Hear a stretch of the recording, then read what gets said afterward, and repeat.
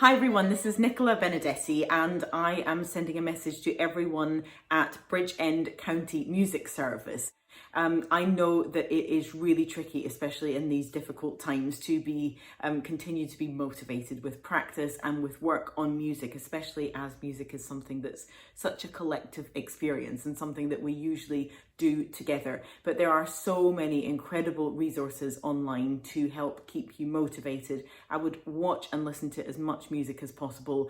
Look at how other people do things, try to gain insight into how they play their instruments and how expressive they can be with music, and try to just stay as focused as possible for all of us in our daily lives to have a sense of discipline about anything. It doesn't even really matter what it is, as long as you get into that routine of doing something that is maybe not entirely fun at the time, but has a sense of structure and discipline and an eventual fulfillment to it. It is never a waste of time. It's a tool that will stay with you for the rest of your life and will serve you really well. So why not apply that to music?